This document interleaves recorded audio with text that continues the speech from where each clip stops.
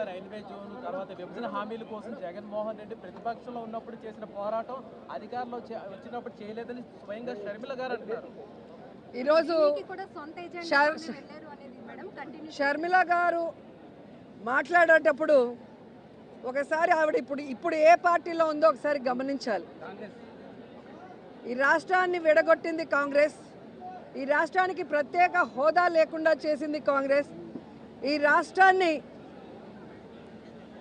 రాష్ట్రాన్ని ముక్కలు చెక్కలు వైఎస్ఆర్ గారు చనిపోయిన తర్వాత చేయటమే కాకుండా ప్రజలకు అండగా ఉన్న జగనన్న మీద తప్పుడు కేసులు పెట్టి జైల్లో పెట్టడమే కాకుండా వైఎస్ఆర్ గారి పేరును కూడా ఎఫ్ఐఆర్లో చేర్చింది కాంగ్రెస్ పార్టీయే. సో నిజంగా జగన్మోహన్ రెడ్డి గారు ఈ రాష్ట్రం గురించి ఆలోచిస్తున్నారా లేదా అనేది ఈ రాష్ట్ర ప్రజలకు తెలుసు.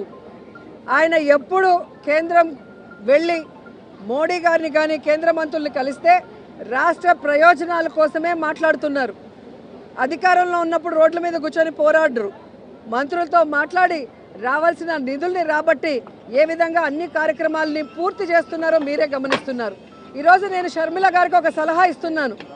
అమ్మ షర్మిల గారు, రేవంత్ గారు కాంగ్రెస్లోనే ఉన్నారు కదా, మనకి రావాల్సిన 6,000 కోట్ల రూపాయలని 6,000 కోట్ల రావాల్సిన వాటిని తీసుకురండి రేవంత్తో మాట్లాడి. అలాగే 1,80,000 కోట్ల ఉమ్మడి ఆస్తులు ఏవైతే ఉన్నాయో వాటన్నిటిని కూడా సోనియా గాంధీతో రేవంత్తో మాట్లాడి తీసుకురావాలి. ఊరికే ఆంధ్రప్రదేశ్లో వచ్చి విషం చెందితే ప్రజలు ఎవరు కూడా నమ్మే పరిస్థితి లేదు అని కూడా ఈ సందర్భంగా తెలియజేసుకుంటున్నా. కేవలం జగన్మోహన్ రెడ్డి గారి మీద విషం చిమ్మటానికే చంద్రబాబు నాయుడు, సోనియా గాంధీ ఈరోజు షర్మిల గారిని ఆంధ్రప్రదేశ్లో కాంగ్రెస్ పార్టీలో పెట్టి ఈ విధంగా టూర్లు పెట్టిస్తున్నారనేది చిన్న పిల్లోడిని అడిగినా కూడా చెబుతారు. ఎందుకంటే నేను తెలంగాణలో పుట్టాను, తెలంగాణలోనే పెరిగాను, తెలంగాణలోనే పెళ్లి చేసుకున్నాను. తెలంగాణ ప్రజలు నా ప్రజలు, నా జీవితాంతం ప్రాణం ఉన్నంత వరకు తెలంగాణ ప్రజల కోసమే పోరాడతానని ఒక పార్టీ పెట్టి ఈరోజు ఏ లబ్ధి కోసం ఆ పార్టీని కాంగ్రెస్లో విలీనం చేసిందో తెలంగాణ ప్రజలకి చెప్పాలి. ఏ లబ్ధి కోసం తెలంగాణ ప్రజల్ని గాలి కొదిలేసి ఇక్కడ జగనన్న మీద విషం చిమ్ముతుందో కూడా చెప్పాల్సిన అవసరం ఉంది. ఈరోజు కాంగ్రెస్ పార్టీ తరఫున షర్మిల గారు కానివ్వండి, ఎవరు వచ్చినా కూడా వాళ్ళకి జీరో వాల్యూ. ఎందుకంటే ఇదే షర్మిల గారు పాదయాత్రలో కానీ తెలంగాణలో పార్టీలు పెట్టిన తర్వాత కానీ ఆమె స్పీచెస్ ఒకసారి మీకు చూస్తే మీకే అర్థమవుతుంది.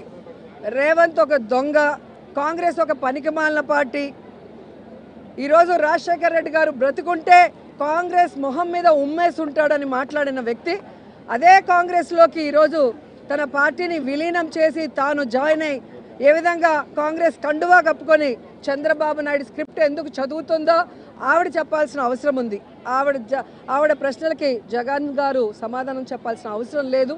ఈ రాష్ట్రం కోసం, రాష్ట్ర ప్రజల కోసం, ఈ రాష్ట్రం విడిపోయి నష్టాల్లో, కష్టాల్లో, అప్పుల్లో చంద్రబాబు నాయుడు కాంగ్రెస్ ముంచేసినా ఈరోజు కుంటి సాకులు చెప్పకుండా సమర్థవంతంగా పరిపాలిస్తూ తానిచ్చిన ప్రతి వాగ్దానాన్ని నెరవేరుస్తూ సంక్షేమం, అభివృద్ధి రెండు కళ్ళగా పరిపాలిస్తున్న జగనన్నకి ఈ రాష్ట్ర ప్రజలు ఎప్పుడూ అండగా ఉంటారు.